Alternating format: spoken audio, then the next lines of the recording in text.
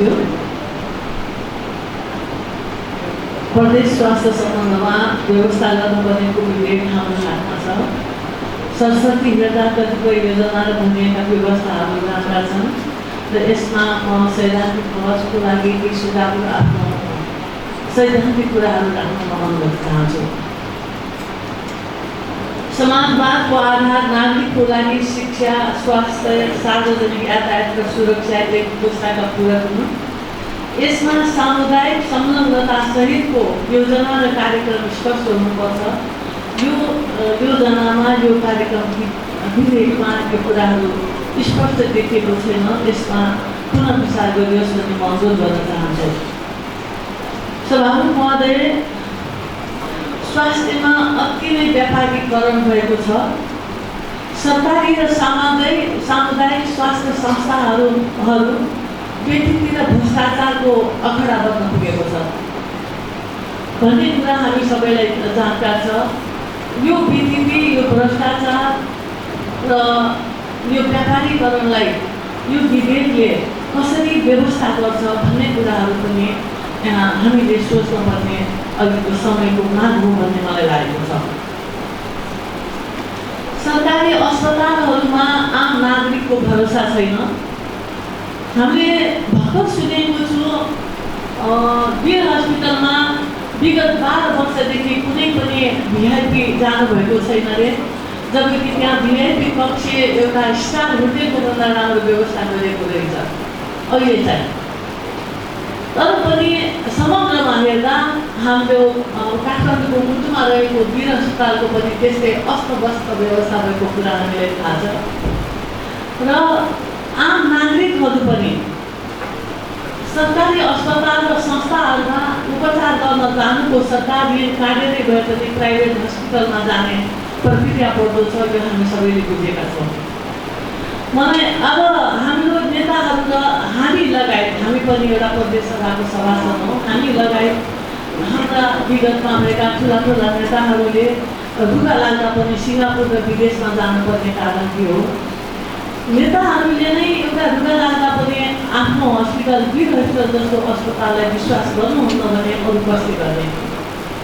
म यहाँ एउटा सभामुख महोदय मार्फत म एउटा प्रस्ताव राख्न चाहन्छु के भने अबदेखि यो प्रदेश सरकार र सङ्घ संस्थालाई पनि हामीले निवेदन गरौँ, विदेशमा जाने खर्च हाम्रो सरकारले ढुकीबाट दिनु हुँदैन, बरु विपन्न नेताहरूलाई वीर हस्पिटल जस्ता सरकारी संस्था र अस्पतालहरूमा उपचार गरौँ। उहाँले तिर्न सक्नुहुन्न भने उहाँलाई बरु निःशुल्क गर्ने व्यवस्था यो सदनबाट पारित हुनुपर्छ जस्तो मलाई लागेको छ र यो विधेयकमा यो कुराहरू पनि राखियोस् भन्ने म विनम्र अनुरोध गर्दछु। माननीय सदस्यज्यू, जसमा कुनै दफाहरू राम्रो छ, त्यस्तै म यो दफा भन्न चाहँदैन, राम्रा कुराहरू छ जस्तै मल गर्ने कुराहरू, त्यस्तै डाक्टर गोविन्द केसीसँग भएको सहमतिहरू पनि। माननीय सदस्यज्यू, अब म माननीय सृजना साइजलाई छलफलमा भाग लिन समय दिन्छु।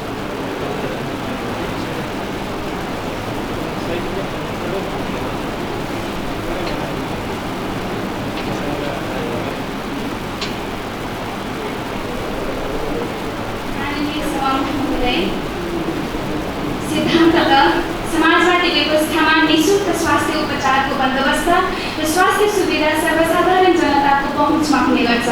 नेपालको संविधान धारा 35मा मौलिक हक अन्तर्गत स्वास्थ्य सम्बन्धी हकको बन्दोबस्त छ। निःशुल्क र अनिवार्य रूपले जनताको पहुँचमा स्वास्थ्य उपचारको बन्दोबस्त सरकारको आवश्यकता हो।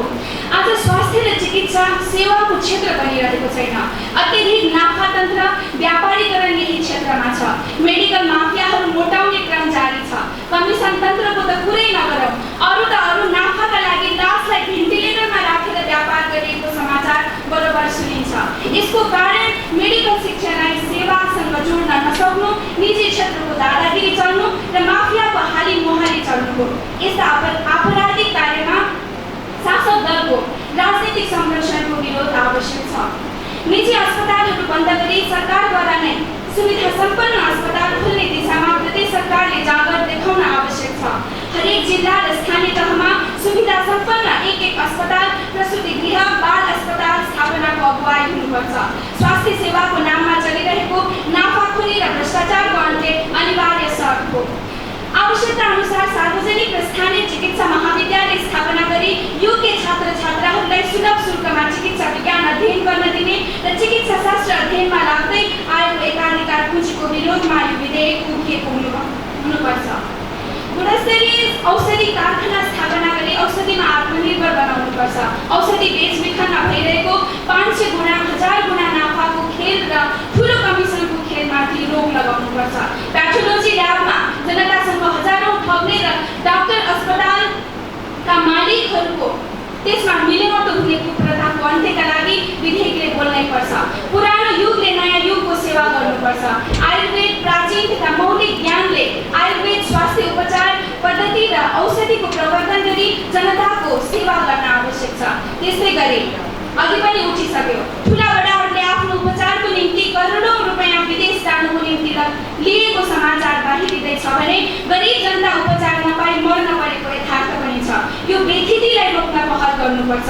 अनुभवी र विशेषज्ञ डाक्टरहरूलाई दुर्गम जिल्लाहरूमा पठाई जनताको सेवा गर्ने वातावरण बन्नुपर्छ र यसको लागि मेडिकल शिक्षामा किसान, मजदुर र गरिबका छोराछोरीहरूको पहुँच सबैभन्दा महत्त्वपूर्ण हो। यतातर्फ यो विधेयक केन्द्रित होस्। धन्यवाद। अब म मान्य सन्तबाबु प्रजालाई छलफलमा भाग लिन समय दिन्छु।